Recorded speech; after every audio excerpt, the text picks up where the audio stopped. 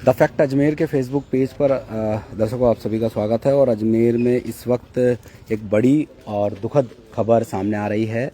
ब्यावर स्थित बलाड रोड पर Sunil trading company, जहां पर गैस का रिसाव, गैस का आदान प्रदान, गैस का जो बिजनेस है वो होता है। नाइट्रिक गैस का एक टैंकर से दूसरे टैंकर में भरकर बिजनेस होता है। और कल रात को करीब 11 बजे की सूचना है, जब कंपनी में एक टैंकर से दूसरे टैंकर में गैस का ट्रांसफ़र किया जा रहा था। इस दौरान ट्रांसफ़र करने के दौरान एक जो लीकेज है वो हो गया, और लीकेज को दुरुस्त करने के लिए जो गैस कंपनी के जो मालिक है सुनील सिंघल, वो मौके पर पहुंचे। उन्होंने तत्परता दिखाई, बिना समय गंवाए उसको दुरुस्त करने की कोशिश की, मगर वो दुरुस्त नहीं हुई और गैस का रिसाव लगातार बढ़ता गया। इस गैस रिसाव में करीब आसपास के कर्मचारियों सहित 30 लोग गंभीर रूप से बीमार हुए। और सुनील जो कंपनी के मालिक हैं, उनके जो फेफड़े हैं उसमें जहरीली गैस लगातार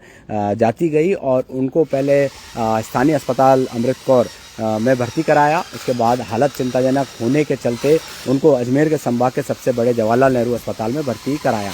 उसके बाद देर रात 2 बजे उनकी मौत हो गई। ज़्यादा जानकारी के लिए हम उनके भतीजे हैं निशांत सिंघल, उनसे बात कर लेते हैं। निशांत जी, पूरी क्या घटनाक्रम हुआ है कल रात को करीबन 7 बजे के आसपास की घटना है।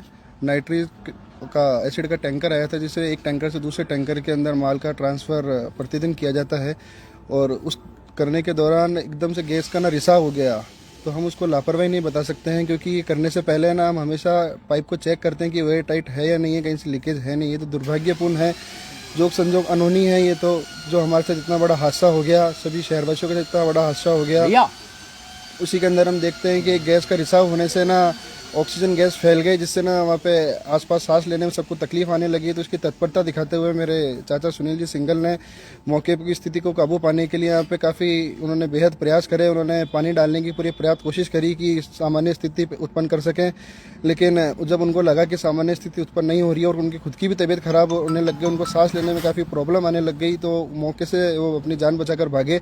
और जैसे ही लोगों को पता चला, आसपास के प्रशासन को इत्तलाह करा, फायर ब्रिगेड की टीम आई, डिप्टी साहब हमारे राजेश जी कसाना ब्यावर, जब उनको पता चला वो अपनी मौके पर टीम के साथ पहुंचे, और उन्होंने अपनी जान की परवाह न करते हुए, और फायर ब्रिगेड के इंस्पेक्टर दाराचंद जी भाटी और तमाम प्रशासन अधिकारी अपने अपने प्रयासों से मुंह पे रुमाल स्कार्फ बांध के प्रशासन के साथ, दमकल विभाग के साथ अंदर पहुंचे और पानी डाल के स्थिति को सामान्य रूप से किया गया। उसी के अंदर हम देखते हैं कि 30 से 35 लोग करीबन उस गैस से फैलने से घायल हुए हैं। उनको प्राथमिक उपचार के लिए राजकीय अमृत कौर चिकित्सालय ब्यावर में भर्ती कराया गया, और कुछ 4-5 जने थे जिनको अजमेर जवाहरलाल नेहरू में भी रेफर किया गया। उसी के अंदर जो मेरे चाचा जी, उनको सांस लेने में काफ़ी तकलीफ आने लगी, तो उनको ब्यावर के अंदर दिखाया, तो वहाँ से उनको अजमेर JLN हॉस्पिटल में रेफर कर दिया गया। वहाँ उनको दिखाया तो पता चला उनके फेफड़ों के अंदर 80% लंग्स खराब हो चुके हैं, वो जहरीली गैस जाने की वजह से। उनको ऑक्सीजन लेने में काफ़ी तकलीफ आने लगी, और उपचार के दौरान उन्होंने करीबन 2 बजे दम तोड़ दिया। ये हमारे लिए बहुत ही दुर्भाग्यपूर्ण घटना है सभी परिवार के लिए। अच्छा, निशांत भाई बताया, सुनील जी का व्यवहार कैसा था? सुनील जी का व्यवहार बहुत ही मर्दुशाली था, समाज सेवी थे। ब्यावर के अंदर से भी अनेक संस्थाओं से जुड़े हुए हैं, लॉयंस क्लब से, सामाजिक संस्थाओं से, अग्रवाल समाज से प्रेम व्यवहार का व्यवहार रखते थे। आज आप उनके बारे में कहीं से भी जानकारी लेंगे तो कोई भी उनके बारे में गलत नहीं बताएगा। सबकी मदद करना, भामाशाह के रूप में हमेशा कोरोना टाइम में या कभी भी समाज के लिए आगे रहते थे। जी, बहुत बहुत धन्यवाद। तो ये हैं सुनील जी के भतीजे निशांत सिंघल, इन्होंने तमाम जानकारी दी। और ये आप तस्वीरों में देखें, ये जो मृतक है सुनील सिंघल, जिनकी इस हादसे में मौत हुई है।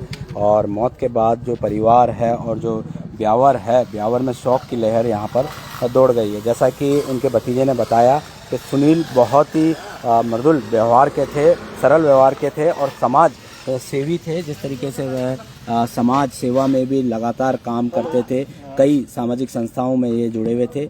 बहरहाल इनकी मृत्यु हो गई है, और अभी अजमेर के संभाग के सबसे बड़े जवाहरलाल नेहरू अस्पताल के चीरघर में इनका पोस्टमार्टम मेडिकल बोर्ड से कराया जाएगा। गणपति मोबाइल एक्सेसरीज पॉइंट, जहां आपको मिलेंगे सभी कंपनियों के mobile cover, headphones, chargers, wireless chargers, gorilla glass protection और भी बहुत कुछ।